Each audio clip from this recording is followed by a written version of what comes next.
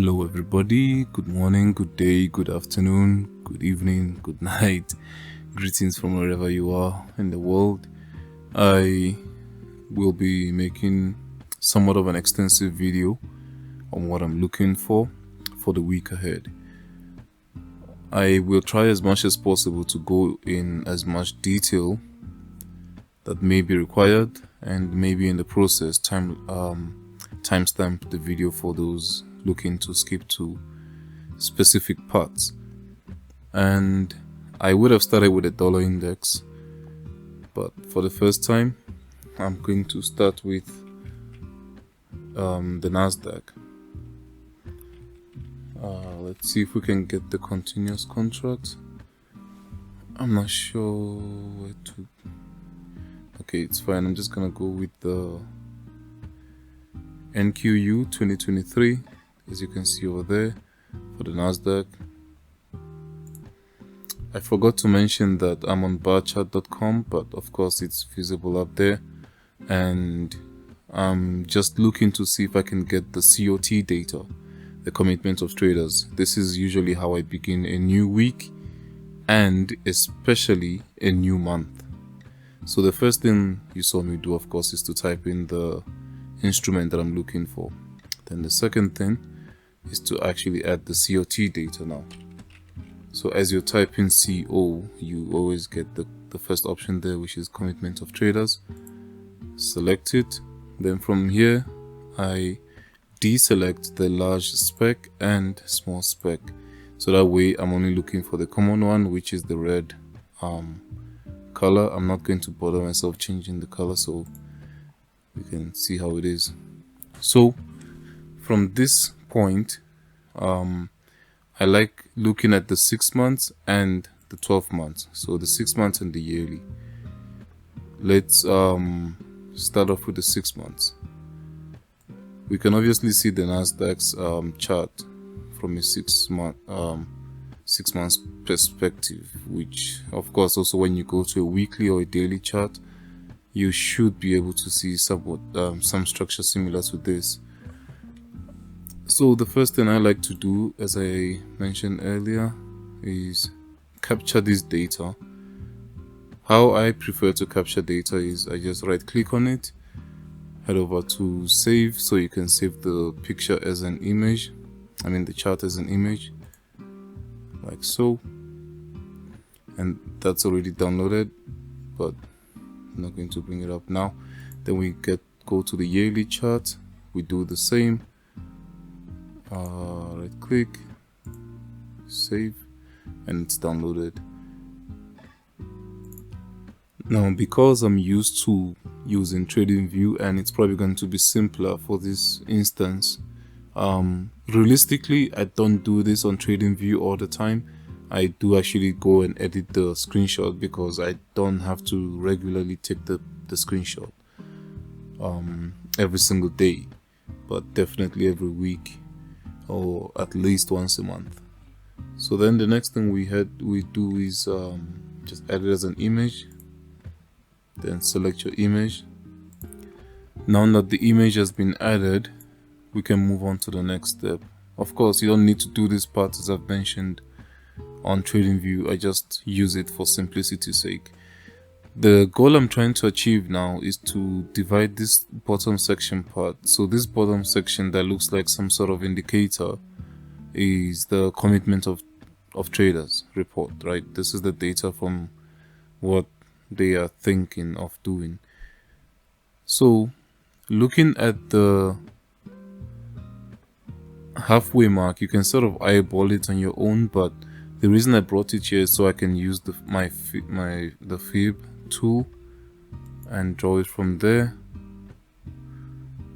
to there. I realized my default setting for my Fibonacci tools are not bright enough, so I'm going to make it a darker theme. So I resulted in using a Gantt box so I don't mess up my settings.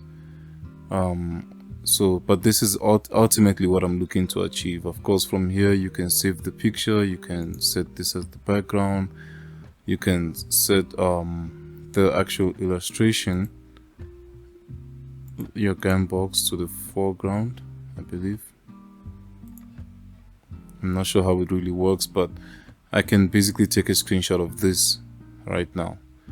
But the point I'm trying to get to is, looking at this line, you can now very easily see when we are what other people might call oversold or overbought conditions.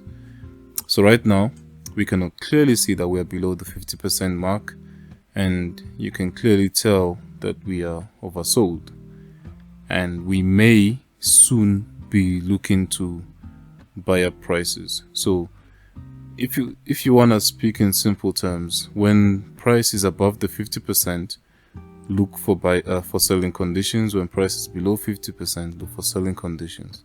Of course, that's not set to stone, but with other confluences you are able to dial it down a little more than that. So right now we're in oversold conditions. I just keep that in mind for my analysis moving forward, but for now it's not critical, it's not the biggest thing to worry about. I'm just going to leave it here as it is, then we move on to the second part. Well, before we do continue, of course we do the same on the yearly one, the 12 months one. So we draw a Gantt box, Fibonacci, whatever. You can also edit on Photoshop, whatever editing tool you'd want to use, even Paint, as ICT actually originally used. And we can also see from a higher time frame perspective, we are below the 50% right now. So both of them are essentially saying the same thing, the 12 months and the 6 months. But this is not set to stone. This is just to guide you from a very high time frame perspective, from a very broad view of the markets. This, of course, is the COT data, so you get to see when we may be looking for a possible reversal, a possible upside. I'm just going to keep this data here while we go through the rest. The next part of what I pay attention to typically is globalrates.com. This is where I'm able to see the interest rate changes from different currencies. Well, I wouldn't say around the world, but different major currencies that are tradable in the forex market, and I'm now able to use this to gauge, saying to myself that I can pair the strongest currency with, let's say, the weakest one, right? For example, looking at the US dollar from the United States, of course, we can see there's an interest rate increase from 5.250% to 5.550%, which makes it 0.25% increase, or 0.25 basis points, I believe. And comparing that with, say, the Japanese yen, which had a decrease in interest rates from 0.000% to -0.1%. So a simple example I would give in this case is USD JPY.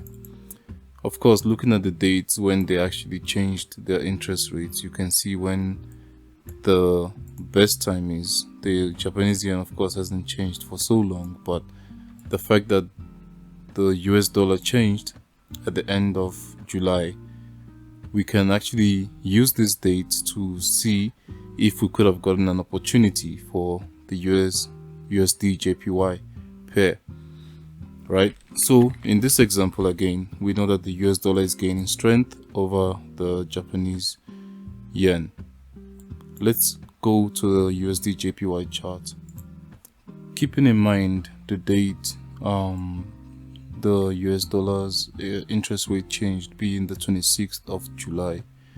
Let's see what the chart actually looks like from this date. it's critical to have this date in mind.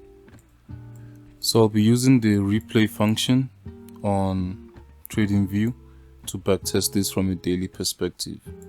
So this date is the 24th of July 2023, and in our minds we know, or we are expecting, bullish prices on the US dollar, right? Without going further, without going to lower time frames, let's see if we can highlight a few PDRAs.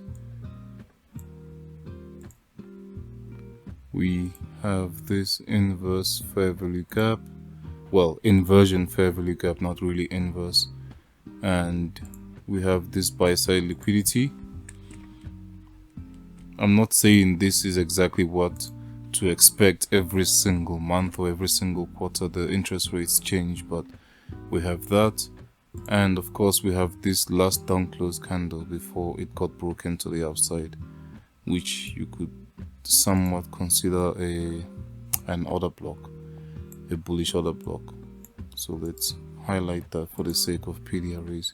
Again, I'm not gonna go in depth, I'm not gonna go on lower time frames, but just with the assumption that we would like to buy the USD JPY. So just because the interest rates on that day said, on the 27th, says that we are going to be gaining strength in the US dollar, does not mean we would immediately want to buy the US dollar. You would like to see some sort of manipulation into a high time frame PDRA and then maybe a rally up.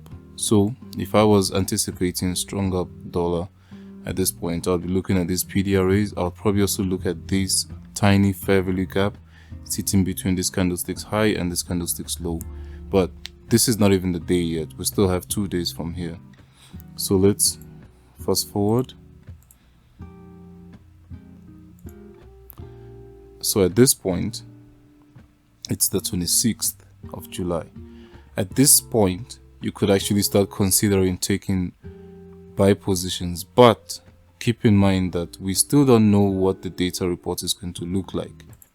Sorry, I'm wrong actually when I said that. I was saying that because I thought the data was coming out on the 27th of July, but this is the 26th, right? So this is when the interest rates reports came out. This is when we may be positioning ourselves to take price higher, right, from this inverse fair value gap and this other block. Of course, I said we should also keep an eye out on this tiny fair value gap sitting right there. But assuming that you took this entry as your entry 1 and you took the entry into the inversion fair value gap as your entry 2, then the other block as entry 3, with our stop loss being obviously below the swing low or below the other block. Then that's your target there, right? We would then like to see how price plays out. At that point, we have triggered all your entries without hitting your stop loss, even if your stop loss was here or the swing low. And this was actually expected because, of course, when smart money is involved, they don't want it to be easy. Let's just put it that way. They wouldn't want people to see that it's been a downtrend, it's an easy sell, let's keep selling, let's all go in with ourselves. They would like to manipulate the market one more time if they are given the chance to. And I believe this was the last Friday of July, the 28th. So this was probably NFP as well. But keeping in mind where your stop losses are, you shouldn't worry about this move. And if you're wrong, you're just wrong, right? And this would have been our entry.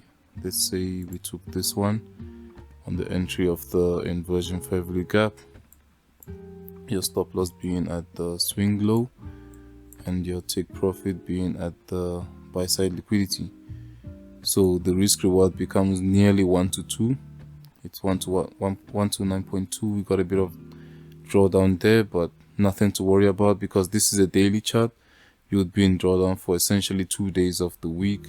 I don't think that's too much in the red for so long or anything like that. And let's see how price plays out. So at that point, assuming that you did not want to catch the bottom of the move. Assuming that you've missed it, or you wanted somewhat of a double confirmation, you wanted to see if we really are going to be bullish.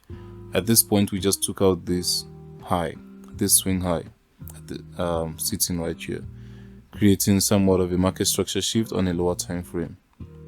We also have a fair value gap in the form of a buy side inefficiency there, and of course a breaker.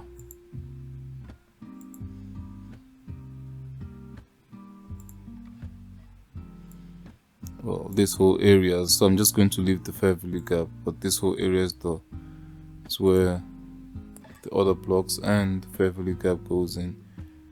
So we can call this just the BC, and you may be looking to see if we could retest at least the top of this BC for a confirmation entry, and let's see if we get that. Slowing down price. We can see on the next day we immediately ran down and rejected from the lower of, not the low of the candle, but the tail of this candle, and immediately pushed higher. But let's watch and see if we get a discounted price. There we got an immediate retest on the BC. At this point, your entry would be here, of course. Take profit here. The difference being that your stop loss might not necessarily be at the swing low anymore, at this low. It may be at this low that started the spike, or realistically you may just put it here, being the candle that started the fair value gap production. The candle that started this fair value gap. Remember that 3 candlesticks involved in creating a fair value gap. So this one started it. You may have your stop loss there at the body. There's no need for the tail of it because we have really confirmed bullish prices, right?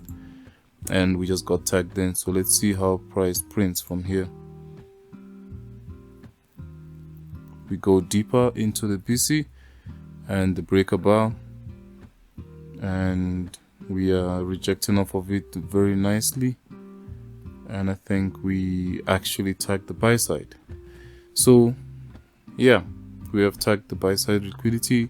If you missed this high risk entry, you wanted a confirmation entry, you still got your entry there at the second part. And now I think price is just going to dwindle until current price action. So I went through this whole 17 minutes to essentially show what I normally do when I'm looking for high time frame analysis, what I'm looking for, what the drawing liquidity is possibly going to be long term, or in a given week, or of course in a given month. We're going into the month of September soon, and I would also like to have clarity. I'm not going to do all the currency pairs in this video, but I'm just showing how I prepare myself for any month or any week. Going back to the list of currencies and countries, and considering the fact that we are looking to trade, we're looking to break down the Nasdaq, we can clearly see that we can't really use the interest rate directly to assist us. Of course, we can use it for the dollar index, and in this case, if we know the dollar is gaining strength, then the indices are most likely going to be losing strength, right, including the Nasdaq. But that's not always the case. There is a crack in the correlation sometimes, so this may not be used directly to trade indices, but this is the second step I go through when I am trading currency pairs. The next thing I pay attention to are the seasonal tendencies. Now I know here on the screen is the Dow Jones Industrial Signals from ICT's video, but I use it as a guide, as a baseline before anything else. So we can see here on the left it says August consolidation. Statistically over the months, over the years, I mean, we have concluded that August is not usually the best time to trade, and we may, does not mean 100% of the time, but we may see a consolidative market during the month of August. Of course, here on this chart you can see, looking at the bottom there, let me zoom in a little. Looking at the bottom there, we can see 2016 July. So this was the beginning of July. Throughout the course of July, we rallied up, and August we fell off a bit. According to this data, of course, looking at the 20-year average and 15-year average, we can see that we fell off a bit during the month of August. But towards the end of August, going into September and October, right? Because this is September to October, we can see that we started pushing higher. So going back to the first, again, I'm aware this is not the Nasdaq chart, but I will align this with a proper Nasdaq seasonal tendency.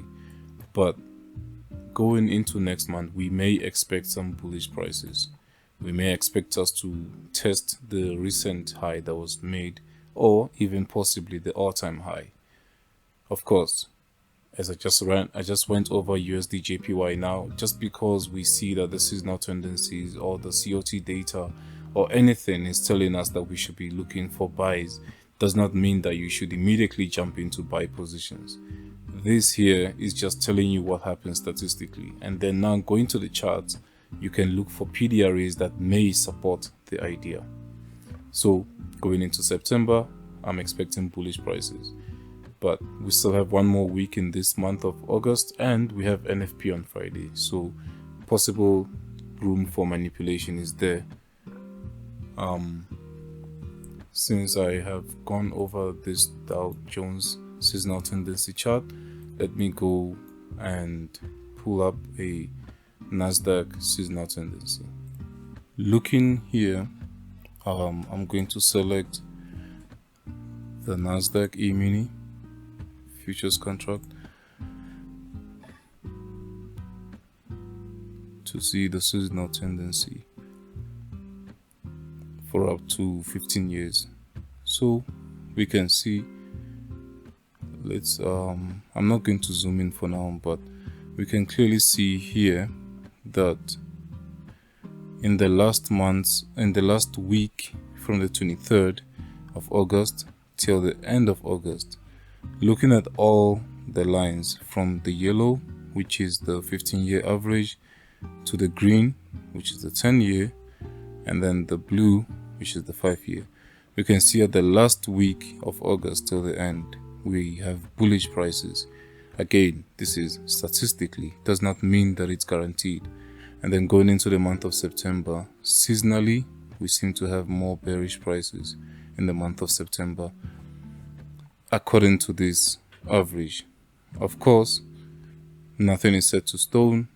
With enough seasonal tendencies and enough PDRAs supporting the idea, we may be able to guess or filter where we are expecting price to be headed to next. So my conclusion is that this last week of the month of August are the critical stages. Let me just zoom this out, that was unnecessary. Are the critical points where we may see a reversal or a short-term pullback into the range of the month of August. Let me pull the Nasdaq chart to support this idea. So now finally, we have gone through the COT data.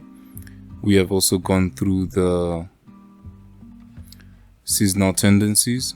We've gone through interest rates, and we are now looking to make this a reality, to realize this. And for now, I'm just going to make all drawings not visible, but so starting with the monthly perspective, I did mention the month of August having a possible pullback into the range. This may be a lot more visible on the continuous contract, but we can see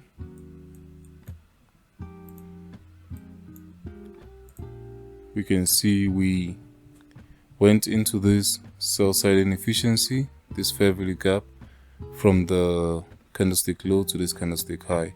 We respected it beautifully. I don't want to bring my drawings, but there we have this inefficiency sitting there. We respected it beautifully and started rejecting lower. So that's obviously what has happened so far. My view is the fact that we barely, using the power 3 concept, we barely had a Judas swing for this month. We barely went up. Basically, we don't have a long enough, we don't have a long wick, but that doesn't make a difference because even here we don't have a long tail. But here we don't have a long wick, and we fell through from there. So during the course of the week and probably the week after, we may have a deeper retracement into the monthly range, not the weekly but the monthly range. Yes, I am aware that we have this buy side inefficiency sitting right here from the monthly perspective, but I would like to see us trade through it and use it as a resistance to push lower into this inefficiency sitting here. This is my drawing liquidity, and if I enable my drawing, you can see I'm just ignoring the arrow for a second like that. I am looking to see if we can draw into this area sitting here. Going to a lower time frame, to the weekly. There's a very specific price action that I was paying attention to and made me realize that we may actually see lower prices for some time, probably even lower than where I was looking for us to draw into. And I'm open to that idea that we may fall through even if we don't bounce or reject from this area. The reason I'm saying that we may reject from this area is because of this week being the week of NFP. We may be able to trade into the area by Friday and possibly use it as a strong rejection to the upside. Moving into the month of September. So what has price done so far in this month? We had a swing high at this point. Of course, this is July, but moving with it, we have a swing high here, right? 2 candlesticks next to this red one that are lower than this one, creating a swing high. On the 4th candlestick, we did not only go lower, but we also closed below this 3rd one, making it the first sign of bearish prices, or the first sign that we may see lower prices from here. Of course, we do have PDRAs, bullish PDRAs on the right side, like a proportion block, or basically this other block that may support higher prices. But if we saw price trade below it, then we can assume that we have a market structure shift. So the only visible swing low I see at this point is this one.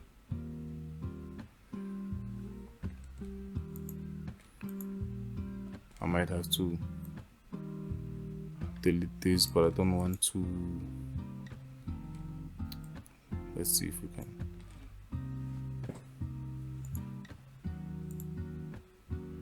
I didn't want to do that because I make them locked.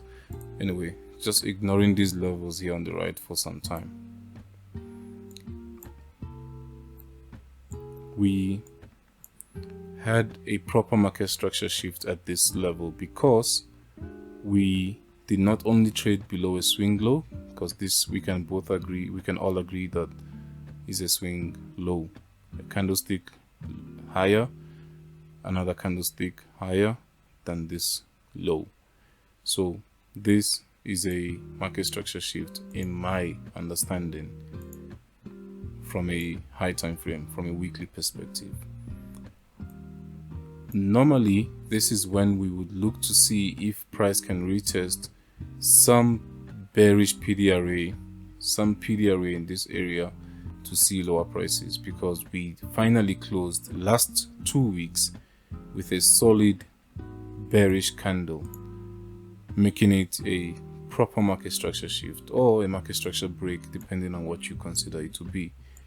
So when this candlestick went up, I know people might have been thinking that we are now finally becoming bullish, but I was paying attention to this proportion block, keeping in mind how long it took for us to break through it, keeping in mind how critical it was on whether we would see lower prices or higher prices. So dragging this out in price, in time, we can see this candle went up into this last bearish candle, used it as resistance to push lower. So this gave me the idea or the bias that we may not trade above this high going into next week. And going into next week, I'm definitely bearish, and I would like to see lower prices trading into this weekly buy side imbalance. So while we are here on a high time frame, of course, because we want to see lower prices and maybe eventually at the end of the week see higher prices, or even next week see higher prices, we would obviously look for premium arrays to be selling from. We wouldn't just sell as market opens. Of course we can, but it's not the most advisable position to sell. My first thing that I'll be looking at, or the first thing I'll be looking at, is this long wick. This long wick sitting right here. We have the 50% mark, which is right there. Let me pull this out with the Gantt box. We have this long wick, and we can see the 50% mark of it is this level, which also goes with, I think, or around this candlestick's low. This candle's not this candlestick's low, this candlestick's opening price is around the 50% of this week. So that's the first PD array, the consequent encroachment of the previous week's wick. I'm looking to see if we can see lower prices from this level or anywhere in this area and fall into taking out Friday's low. Well, the last two Fridays low, this previous one and the one before we can see possible higher prices. I do not want to see price rally up from here. I do want to see this swing low taken out in this coming week, in this last week of August. Going into the daily chart, we can of course see those levels which I set alerts for, but you can see those levels that I'm looking to see if we can trade up into, then use as resistance to see lower prices. It'll be ideal to see these levels 1, 2, 3 tapped during Tuesday. If we can see these highs printed on Tuesday, I'll consider that to be the high of the week, and I'll short NQ or sell NAS to take out these relative equal lows, trading into the weekly and monthly buy side imbalance. So this is all I have for Nasdaq. The point of this video was not really for my bias for the week ahead only. It was also for me to break down how I actually look at the market and what do I look for before looking at the charts when I'm looking for bias. And I've broken down everything from beginning to end. Of course, I could do the same with I can do the same with Euro USD, I can do the same with the dollar index, I can do the same with any of the exotic pairs, but the routine remains the same. Nothing ever changes, nothing ever deviates away from this, and it always remains the same throughout. So I would like to see how the market plays out going into the week next week. Of course, we also do have the possibility of us trading lower from here. Market opens, we may take out this swing low on Tuesday or Wednesday. We may even continue till the draw in liquidity on Wednesday or Thursday. We may even reach here by Thursday, and Friday, being the week of NFP, might immediately reject price higher from here. So ideally, I do not want to see us take out the high that was printed on Thursday.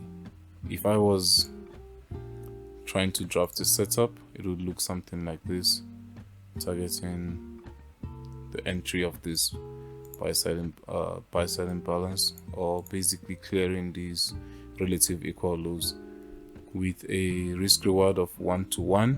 Essentially, it's 1-to-1 to 1.2. So we will see what the market has in store for us next week. For now, I believe that's all. I don't think I would have to cover everything over and over again. Anytime I have a bias, anytime I say this is what I would like to see, essentially that's me saying I have already gone through everything that I just went through in this video, and I'm looking to see if we can realize that, if we can make that a reality, of course. And that's all I have for now. Oh, this was from market on close on Friday. Of course, I should have highlighted this on the last video, and I think I did, but the same concept. We got a sweep in liquidity, a total soup, displacement lower, the same concept as we just went through now on a weekly perspective, almost the same structure. If you can remember the proportion block, we had two bearish candles sticking here. Of course, we didn't have this very long wick, and we did not have a fair value gap, we did not have a CB, but literally the same sort of structure. A sweeping liquidity to the buy side, displacement lower, closing below a swing low, and we obviously got that. We got that on lower time frames, but let's see, it's the same throughout. Even if you wanted to use a 1-minute chart, we will get the same thing, which I also had here on my 1-minute chart. So this was a swing low that I noticed on my 1-minute chart, and we swept it with this displacement. Here we failed to make a new high, indicating that we may see lower prices. When this was swept, I was looking to see if we can come back into this specific CB, because it's also a CB on a 5-minute perspective, and I took that for a nice, I believe, 40 handle run. Yeah, I remember I was aiming for 20. I took partials at 20 and try to see if we can get a 40 handle run from it. And yeah, the same exact concept, the same exact structure, the drawing liquidity, a BC sitting there. Nothing changes, nothing new came out of this. It was exactly the same way, and I would like to see what next week has in store for us. So for now, that's all I have. Good luck and good trading.